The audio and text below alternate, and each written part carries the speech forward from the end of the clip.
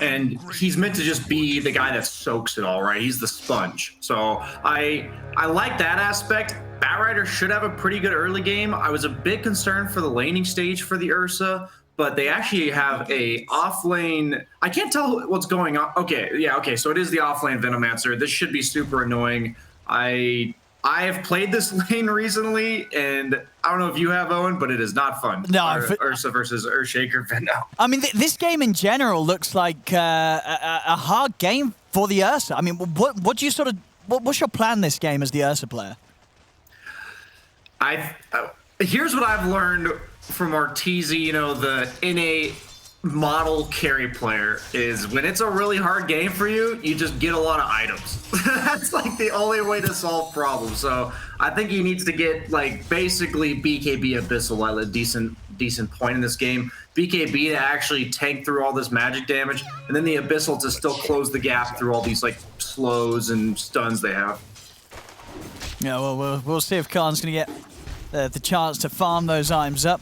Of course, as you said, that pressure not only from the Venom, but having Gilga hanging around with the Shaker, proving to be a very strong duo lane to pressure Khan's early game. Looking at the other lanes, do you see any sort of really tough matchups for either of the teams here? Mid should go about even. I think this is a pretty skill-based matchup. I've seen it go both ways. I think both heroes will get what they want. On the other hand, top, Ricky, he's just a high base damage hero, man. He's got high HP regen, high move speed. He's like the carry that's meant to just not lose his lane. Like, that's how I like Ricky. It's like, you know, you pick him into a counter matchup, it's always going to go pretty well. And Tide shouldn't really care about his damage early on. So, no, I think all the cores in this game should get the start they want. So I think it's one of the few games where you can actually just look at the matchups and say, okay, how do all these heroes do when they all get farm? Yeah. And because sometimes you can't assume everyone's going to get farm, right? No, for sure. But as you say, we should see if the cores do indeed get away with finding the farm in this laning stage. I mean, I guess we sort of talk about the difficulties that the Ursa is going to have to step into as the game goes on. I mean, for Ace on the Ricky, do you consider no bounty hunter to have good tools to deal with a Ricky as this game goes on?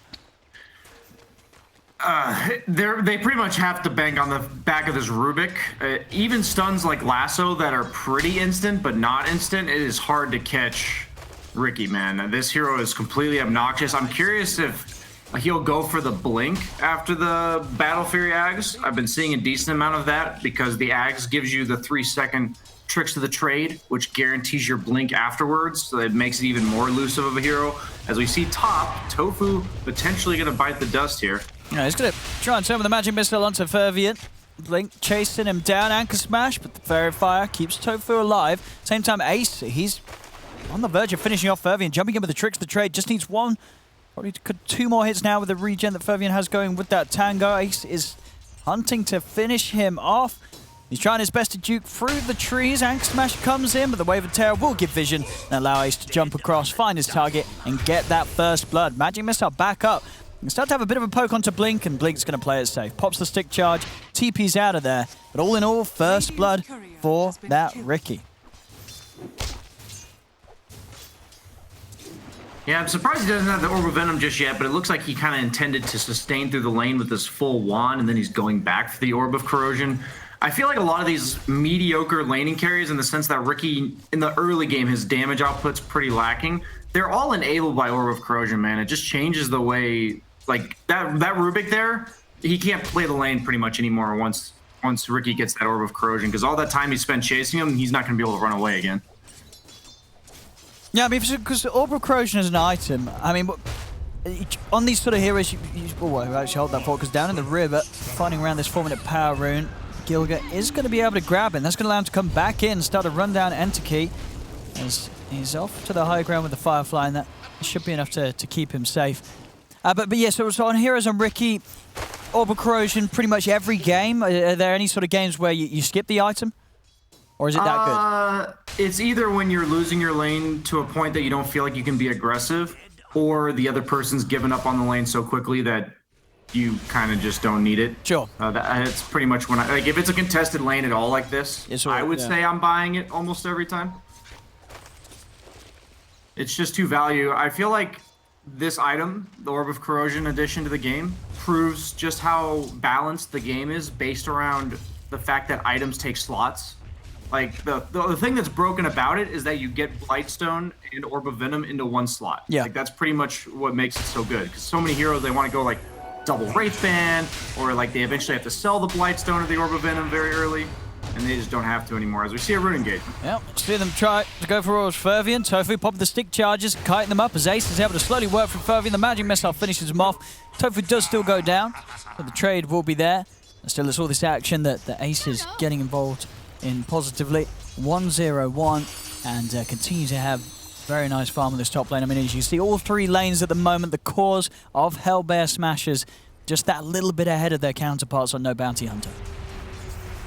Yeah, I think Ricky is heavily favored in the Ursa matchup from carry to carry, as we see Ursa actually does. Okay, this is the one death Kyle's talking about. He's got to die 3 times, I believe. I think Kyle said 3 times, so that's 1 of 3. Ursa's not too happy about it though, because he doesn't have any salve coming out from him or the Coddle. But the Ricky matchup is so hard because he has Cloud to make you miss. And then Ursa actually never really buys like armor items or like tanky items. He kind of relies on his ultimate. So any heroes with heavy physical burst are actually pretty annoying for Ursa to deal with, as Ursa looks like he's gonna just get denied, deny him. Oh, nicely done. Yeah, Flash indeed able to get the last hit in on him. As Khan, of course, still out of the lane for 20 seconds, but no benefit in terms of the golden XP going the way of Hellbear Smashers thanks to Flash. That might actually be worth it as a carry, because like your for the reset to either die or get a ton of regen, right? So now he gets to come back full health, full mana. Obviously, if he had fed the kill, it would be not worth it. But the fact that it got denied, I would say, is they're very happy with that, all things considered. Yeah, absolutely. To the point where maybe he was even sort of playing for that. You know, he wanted to be in that deniable status. Yeah, I'm gonna run up there and get galed, man. Just deny me with your. Yeah, that's what you tell you. That's what you tell your supports, right? When you're, doing that as a circuit or any sort of carry, getting yourself in that deny range, all part of the plan. And yeah, back to lane, and with the 2 rings, yeah, he should be, pretty kitted out to deal against this sort of damage over time from Rasmus. But still, of course, just not able to farm anywhere near the same as the pace that Ace is hitting up top. Bottom lane. Another connection with the Gale. Gilga trying to get in position to lock down Khan. Khan tries to turn over towards Rasmus, but he's hit the 6 Rasmus. The ult is out, and Khan, he will fall again. But it's another deny, though. I mean, hey, I don't Flash. know if this one's nearly as good as the last one. But, hey, 2 denies in a row. Flash, he's on a roll. He's on a roll here. As top lane, Ace, Tofu, the try for the poke onto Blink. It's Blink rather tanky as the Tide, but they're just having the 1 point in the passive. But not tanky enough. Good body blocks here from Tofu, setting up for Ace to finish up the kill. They got a bar. Oh, thanks. See, Stormstormer. And the power runes will lock down. About here with the Dream Coil, trying to set up for the time to get down towards the bottom. But already, you have Flash making the moves to take that Arcane Rune away from Puck being able to potentially bottle it up. This was just 8 minutes in. It's a 3k lead for Hellbear Smashers. I mean, no bounty hunter. With the lineup that they have, what's their best sort of move to try and get something done out of what's been a rather tough laning stage so far for them all? I always believe in these type of situations that since you're individually losing each lane, that you have to just make a move somewhere as like 2 or 3 cores. So like Batrider needs to come and kill this Veno. Ursa needs to go top and try to take the tower. Like something where you just combine 2 of your slightly weaker cores to try to like have the numbers advantage in 1 lane. Otherwise, I feel like you kind of just slowly bleed. I think this is a problem that a lot of tier 2, tier 3 teams run into, is that they kind of delay the group up portion of the game a little bit too much. Like all it takes is 1 small move where you get an extra tower, you maybe kill a high net worth hero like the Ricky, and suddenly this 3k net worth lead shrinks down to 1.5k, and you're feeling pretty good. But as things are going, Hellbear Smashers feel very good about this. No, absolutely. Yeah, I think, yeah, as you say, pressure definitely on Entakita to get some moves happening, but he's still trying to, of course, farm up the boost of travel. He's got 1,200 gold in on the recipe, and until he has that, Hellbear Smash is pretty much going to continue to have free reign at the map. They themselves actually being the team that's going to make moves. If the smoke comes out, they're heading towards the top. Ravage is popped by Blink to secure the kill onto Tofu, put a stop to that escape, but whilst it was going on, Ace able to move past him, finish off Flash. Got Stormstormer heading up here, comes in with the nuke damage, and Ace is set up again for another kill. As Ace getting so much done. Lasso being used by Enterkey, but there's not really any follow-up. Doesn't matter. He alone is able to kill off Gilga's Shaker. Ace, he's in onto Fervian though. The trick's the trade. It should be another kill if he can get that final hit. He's trying to find it. Can he get in, Ace? He's going to have to jump back in a second, and there it is. Picks up another. Ace now on a mega kill streak. Silence from Stormstormer over towards the bat. Enterkey's got to be careful. Ace jumping in. As the TPs are coming over, the tricks to trade not quite enough to finish Enterkey. Mass TPs here to try and turn things over towards Ace. Ace, he's just going to TP out. He knows that they've got nothing to cancel it, and Stormstormer also able to orb safely away. And so he's just getting away with so much here, Ace, and this sort of involvement, 5-0-1, and the farm that he's had, it's going to be a very quick Battle Fury on the Riki this game. Yeah, I think this game is a good highlight of why Kyle was so hesitant for the 2 support picks in the first round, the Rubik and the Coddle. Because the fact that they picked 2 supports, usually there's some weakness that you're exposing. In this case, I think it's just the fact that they're 2 very position-based squishy guys. I love to pick the Rikis, the PAs, you know, these heavy physical gap-closing heroes that just usually are limited at damage at this stage in the game. Usually it's tough for Riki to get kills this early, but because there's so many squishy heroes for him to basically feast on, his limited damage output's not really a problem right now. We have kills from Hellbear Smashes going on multiple lanes at the same time. Enterkey ended up going down to Tofu at the same time. Bottom lane, Ace and Rasmus, they're hunting in for this. Rasmus does get a bit low, and now with the TP heading back in from Khan, they do have to back away, so won't quite be able to kill the Rubik off. Ursa really want to be here, though. Yeah, it's a scary. Yeah, especially with the extra backup coming in for the Venge. They're going to have 3 heroes ready to push in onto that tier 1. Top lane, Gilga will be able to keep himself in the shadows and away from that gush of Blink. And indeed down bottom, starting to poke at Khan as he has to pop the Enrage and just head away from this tower, as this area of the map looks to be a rather scary one for No Bounty Hunter to stick around in. And indeed, they're leaving this place, and they will let Hellbear Smashers take away this tower. Yeah, one of the number 1 words of wisdom that always stuck with me when Koiful was giving me a few pointers was, if you TP to a lane, you farm 1 creep wave, and you walk away, that was not a good TP. That's exactly what the Ursa just did. He's like, oh, well, I guess I gotta get out of here now, because I'm sure what Smash thought is, does this Ursa really want to be against a Venom in lane? Let's just bring 4 heroes here and kill his tower. So he's immediately booted out, and pretty much just a free tower for them. They're already ahead. They've taken the mid tower. They've taken the bottom tower. So 2-0 on the tower with a Riki. That's scary map control as the lasso dive on top. That's good, though. Yes. He did just TP there. TPs are coming in to try and fight back against the side of No Bounty Hunters. Both Blink and Flash are trying to escape. Flash taken down incredibly quickly by Ace. The Dream Coil dropped down onto Enterkey. They do have the Ravage coming out to the 3 of them, but do they have the damage to get the kills? Gilga getting low. They'll clean up the Shaker too, so 2 kills for No Bounty Hunter, but it's looking like Ace just might have the clean up here. Triple kill for the Riki. Over towards the bat they go as an ultra kill at 13 minutes is picked up by Ace. There's No Bounty Hunter. They really put everything into that, trying to fight into Hellbear Smashes behind that tower. They get kills, but it's so much gold and XP that this Riki is getting. Ace is just completely out of control. That is the Battle Fury done on top of the Treads Orbital Corrosion at 13 minutes. Holy crap. I thought he was still the broadsword away. He's actually just done. That's, the thing is, like, 13-minute Battle Fury for, like, a free farm Ursa or, like, a free farm Jug, since they have this steroid, you know, spin or the Earth Shock for Ursa, is not that unheard of. But Riki, like, part of the balance of the hero is he's not supposed to be able to get a sub 14-minute Battle Fury with an Orb of Corrosion. He didn't, like, skimp out on items either, so this is danger zone. I don't even know. This is terrifying. This is feels like a free win for if I'm the Ace playing Riki here. Yeah, especially considering how flawless his moves have been so far. Ace just not dying at all this game. As you mentioned before, just the fact that it's picked into a lineup that doesn't have the best of ways of catching this Riki unless Enterkey and Blink can come off with some really big ults to open up onto him. But even then, you know, just having the saves, Hellbear Smashers, they've got Tofu on the bench. There's going to be ways to get Ricky out of any sort of trouble if he does end up in it. And yeah, oddly enough, I think the best heroes against Ricky are ones that at this stage in the game just don't really mind getting blinked on. Yeah. Like before he has damage. And pretty much every hero but the Tide is terrified of getting blinked on by the Ricky, even before he had damage items. And it's going to quickly get out of control once he gets his Axe Scepter on top of the Battle Fury.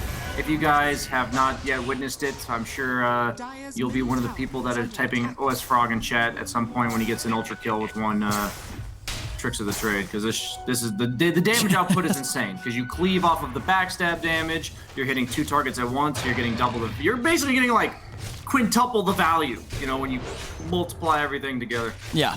And yeah, those sort of moments are very likely to happen in a game where Ricky's getting these items this quickly. You know, this is going to come at a stage of the game where no bounty hunters, heroes are going to be just so vulnerable to that sort of hard hit that Ace is going to be flying in with through the Tricks of the Trade.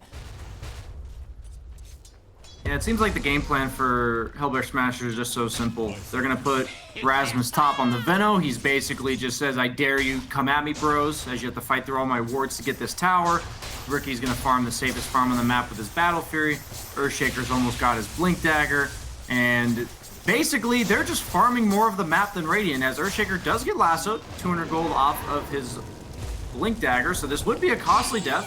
And they're going to use They do look to fight here. And they're going to be able to get Gilga out of there. Swap down to the low ground. They protect the Shaker. He's able to turn with the Fisher onto the 2 of them. And Taki nearly dying, actually. There's the neutrals. Will manage to keep himself alive. And Tofu will fall. But as you say, the important save being done. Making sure that Gilga gets out without his bank account being affected. 100 gold off the Blink. Yeah, most notably, Ricky's just farming bottom, Veno's just farming top. Yeah, it looks like there's an engagement going on. Usually engagements imply some sort of inefficiency, you know, coming out from both teams because they're not farming, but Hellbear Smashers are actually just farming everywhere despite that. So Ricky's going to go stack the Ancient. Actually, Ricky's the most annoying hero in this regard because you can't stack unless you consistently attack, which is he. Oh, wow, he did this correctly. Okay. Props to you, Ace. I'll give you that one. He's, you know, this guy's a professional. Very nicely done it. As he indeed does manage to get both of the stacks. Yeah, ever so close towards having the Aghanims complete. Top lane, Blink. Having a bit of a poke at Rasmus, but Tofu's around. But Blink's got to be very, very cautious. How we're seeing on the progress of Khan. Khan does have his own Battle Fury finished. But yeah, pretty much is sort of a complete item behind that of Ace's progression. Top lane. And Blink, he's getting very low trying to play into these heroes. And yeah, they will be able to burst him. Gilga jumping over, getting the lockdown on towards Flash. Flash trapped him by the Fisher hit. Trying to run himself away. Storm actually just going to jump past the tower. Look to get the Dream Coil down onto Fervian. They pick off the Rubik. Flash hiding in the trees. Storm's going to TP out. We'll respect the fact that Khan's heading over, and Khan will claim Tofu. Or will he? Do they have detection? And they do now, but he's able to put the magic missile. Fisher's out as well. Tofu's trying to run. The blast does hit him. He's back into the shadows once again, but they've got the AoE with the flame break. They will manage to take down that Venge. Still just, it's so much space here for Hellbear Smashers as they just continue to get that much more done across the map and no pressure whatsoever on Ace. Yep, that's pretty much the name of the game here between the two carries as we see another lasso. He really does not like this Earthshaker, by the way. Oh, he's on him every time, Entity. I feel some serious hate there. I don't think it's actually dislike for the Shaker. I feel like he just can't last with any of the cores. He can't get on top of Veno. Yeah. Can't find Ricky. Can't reliably lock down the puck. Uh-oh. As Coddle gets 2-shotted. It's going to get pretty nasty. Ace, that's it. I mean, so what, 19 minutes in, Battle Fury Ags. It's pretty much dream situation when you're picking this hero with that sort of timing. Yeah, the thing about Veno that's so nice this game is even though they last picked Tide because they needed this frontliner guy, Tide's the most powerful when you have to commit with your heroes in order to like start a fight. And what you saw top was they kind of just kept poking him. They were just like, yeah, you're just going to slowly lose your health, and then eventually he's at 600 HP and the puck just goes on him and kills him instantly. So that's not the way Tide functions in a successful game. As we have yet to see a Blink Echo. He's had it for a little while. going to set up behind the puck as a separate engagement goes on top. There we go, jump onto Blink. Will be forced out to the side. Tofu able to swap Fervian back in. As Ace being a little careful. I mean, he knows that the Ravage is there. But still, Blink is low. See how much Ace wants to dive in mid lane. In they go on to Gilga, but Gilga able to put the Fissure. Doesn't matter. Enrage is out in time. Khan's able to move in and take the kill. So no Bounty Hunter finding something and not losing anybody yet on this top lane. The Smashers turn their attention towards the tower. Antiq coming in across from the river. Tofu on the high ground. No swap save available for 20. Still though, Blink he does show himself again on this lane, and he's trying to have another look towards him, but once more, Fervian forcing Blink back to safety. Hellbear Smashers making sure not to overstep the mark on this top lane and aren't diving too far. They know that no Bounty Hunter have turned up with the response, and Enterkey's looking for the lasso. He's not going to find it though. Stormstormer in immediately with the Dream Core, forces him to pop the BKB. He'll make his way over towards Rasmus, use the lasso to lock down the Veno, dragging him back in. Rasmus will manage to get the ult off, but he will fall.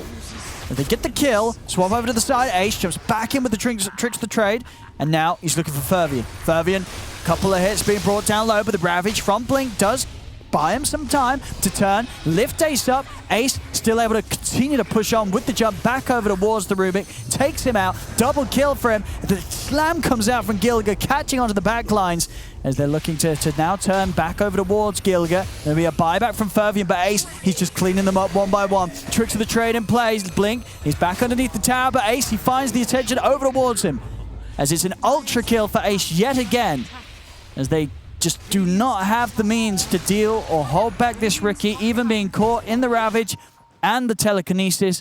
That was it. That's all they have to disable him. After those two spells are used, the whole fight is just a free reign for Ace to jump around as he wishes. Yeah, I'm pretty surprised. The Ursa went and got the rune prior to that fight and had like an entire bottom half of the map to farm because all of Hellbear Smashers was top. And the Coddle actually recalled him into the fight. I don't know whose choice that was, but he was a recipe off of BKB. He's not quite ready to fight yet, even though he's behind the Riki. I think when you're behind like this, you have to kind of just recognize, when will I be at my strongest? You know, what's my best chance, even though I'm still going to be weaker, to fight them? And he just shows up to the fight and like just gets nuked down by like half the health from Riki and the other half from the Shake. And I think that was just a little bit preemptive of an effort from the Radiant squad to try to make a comeback in this game. And when you try to make that move a bit too early, it kind of just makes things worse. And you mentioned, of course, you know, for sort of Riki, a lot of different ways you can go after the Ags, Battle Fury basis. Did you like the choice here from Ace? Just looking to straight step up the damage and going for the crit? Yeah, I don't think there's any reliable way for them to find him. They don't have Blink on bat. Or maybe they have it now. They do. Okay. Well, even then, yeah, he's going to reliably get the damage out, I think. So this is no reason to not just do more. That's a good jump on mid. Able to get Stormstormer. Puck is out. Well, this was off the back of both teams trying to make a smoke. Versus 300 off BKB. Stop recalling him. Oh, they're going into the pit. There's going to be a buyback from Stormstormer. I mean, you're right. Khan hanging around and not quite having that item finished. Just let him get his BKB.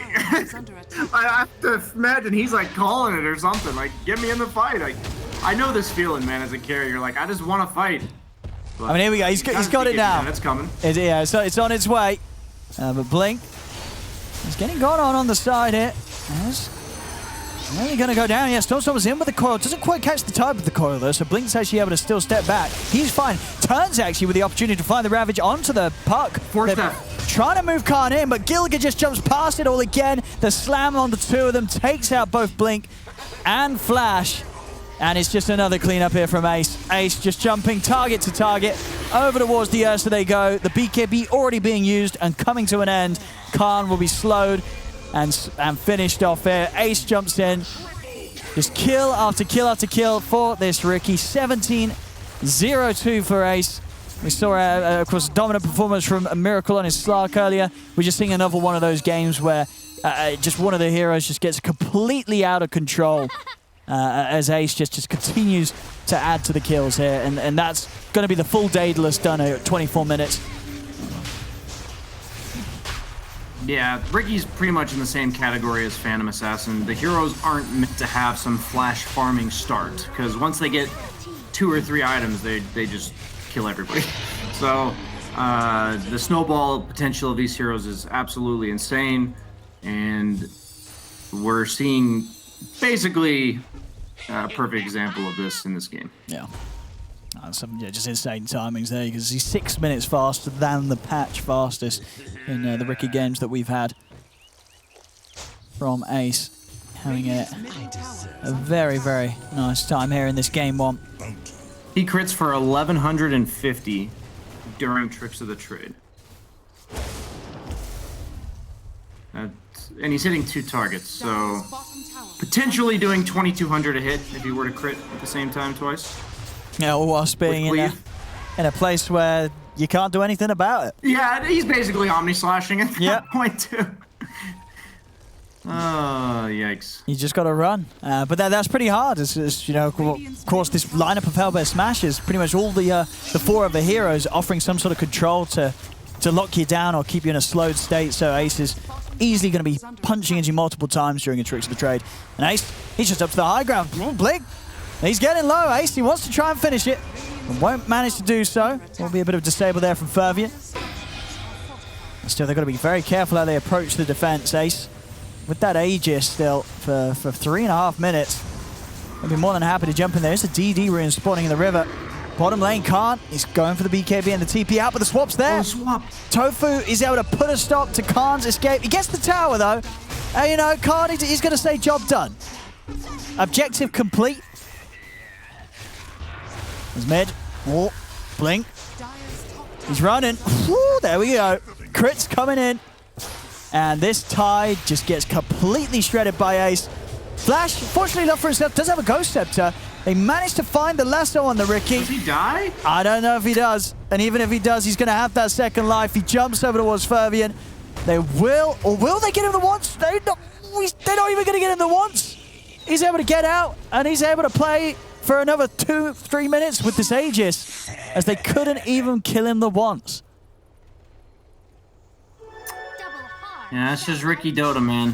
These heroes that they're balanced. I said it already. I'll say it again. They're balanced based on how many items they're supposed to have at this stage in the game, and this is way more items than he is supposed to have right now. Yeah, 27 minutes in, and Ace just he's about 6,000 gold ahead of anyone else in the game. And the other guy you're ahead of is Batrider. He's not exactly going to carry the game. Oh. That's a dead bat as well. That's the. Oh, there he goes. That's the other guy. Yeah, pretty decent net worth. That was kind of close, but not quite close enough in farm. Ace, he might go down this time. Jumps over the Tricks of the Trade. They do lose Gilgar on the Shaker, and they will lose Ace's Aegis. That's him down the once, but now the BKB and the aim rage has been used by Khan. Khan's got to get out of there. Blink slow. Doesn't manage to get the Ravage off as Ace jumps in underneath the tower, and they're going to get the kill. They do manage to kill off Ace. He dives in for it, but a quick reaction there from Blink with the Ravage.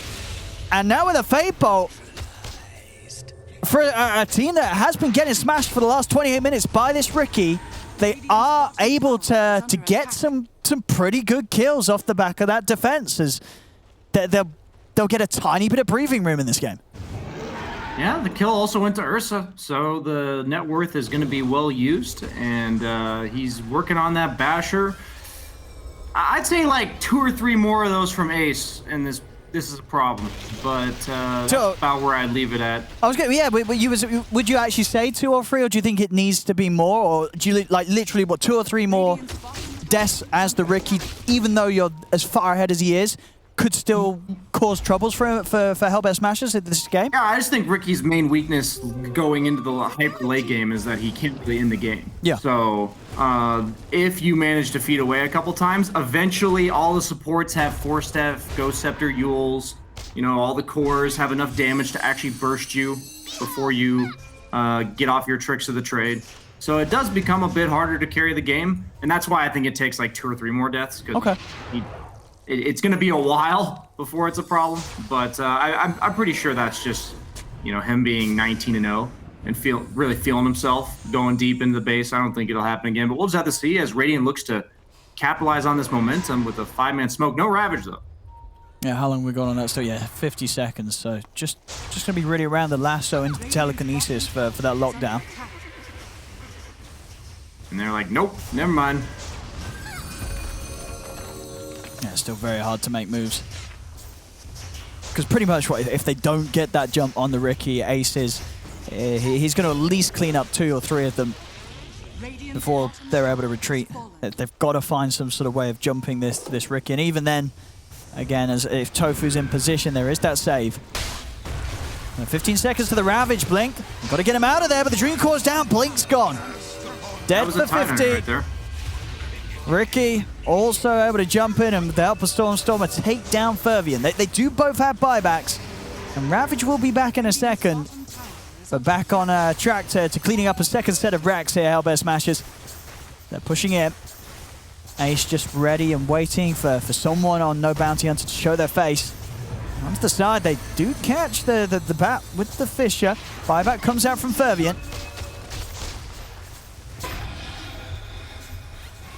See what sort of a jump they are able to make. Fervian at least able to steal those Plague Wards, so can start setting up a little bit of an annoying high ground defense against the pushes of Hellbear Smashers. And Hellbear Smashers, they'll back off. Of course, Roshan will be spawning relatively soon, just under a couple of minutes until that's back in. And they can opt to play it safe here. Nothing wrong with that. It's going to be difficult to kill the Riki once. Pretty sure it's impossible to kill him twice, so might as well make it impossible for the opponent team to win. I have no problem with that at all, as they look like they want to make something happen now that they do have Ravage before Roche is respawning. See if they can find the jump. They'll find Tofu. Not a bad way to start it. Take away that Venge, take away that potential save if they then do get on one of the bigger cores. There'll be a buyback from Tofu straight away, though.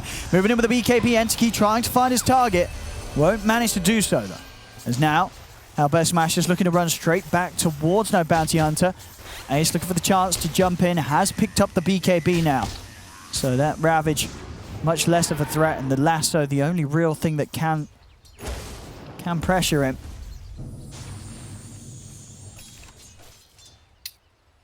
Yeah, both teams know Roche is the main objective that matters right now. The Radiant have managed to take back their triangle, though, so that's a good sign for them. They'll be able to get some ancient camps off of it. Maybe Ursa can complete his Abyssal in time. And also, just holding that high ground before Roche is tactically one of the best things you can do. I don't know if it'll be nearly enough, but why is it that every time you feel like the guy that's winning just gets the perfect neutral items, man? Like, I think Orb of Destruction is the best tier 3 for Riki, just because you're... like, it's effectively percentage damage, which for somebody who's critting for so much already is just so powerful. You're also an AoE slow. It stacks with your Orb of Corrosion. It's just insane, man. No, for sure, yeah. It's a lovely find for Ace. And next just going for the Basher. They, as you say, that this Roche fight that could potentially kick off. Still a minute to go. No Bounty Hunter. Are they going to have any more sort of smokes to play around with? They did pick up the gem on the bat. So some better ways of getting in and maybe catching the Riki with the jumps. And they've got to do it fast and in a way that allows them to get in before that BKB is popped. And now also a potential bit of counterplay. Storm's got his Lincolns, not only just for himself, but maybe also so he can keep Riki even safer against the potential Bat Lasso. Yep, just make it even more difficult for Radiant to get the fight they want. That's the name of the game for the Dire Squad. And they're doing a good job of it with their items. Towards Blink. I'm going to start it off with a swap back. Blink. Whoa! He just doesn't get a chance to do anything. And Stormer is over to the back. He's got the coil onto the 3. Gilga with a follow-up slam. Takes out the 2 of them. There's going to be the buybacks coming in straight away from Blink and Flash. Khan is able to take down Gilga. Stormer pretty deep. Got the coil out as he jumps away with the orb. Ace coming in with the crits onto Khan. Khan trying to get back up to the high ground, and he will make it away. So Hellbear Smashers. I mean, they've got to go for this No Bounty Hunter. This sort of opening, they know some of the ults are down on Hellbears, and they themselves still having the Ravage. They really want to try and make something happen whilst they're in this situation. They're coming with the wrap around here down the mid lane. They need a massive Ravage from Blink. See what they can find. There's the jump, but the Lincoln speed wasn't prepared. The Linkers puts an end to the potential lasso. Coils back up, is dropped down onto the bat. Has enter key out for 100 seconds. Khan's almost certainly going to fall as well. The Ravage is there from Blink, but not before the Ursa falls, so the follow-up damage is minimal from No Bounty Hunter, and they'll call it. GG is there. Another Ultra kill from Ace to end the game, as this game one goes the way of Hellbear Smashers. And as I said, we saw a Slark pop off earlier today. We're seeing the Riki do it right now. And Ace, other than that one, bit of a diver.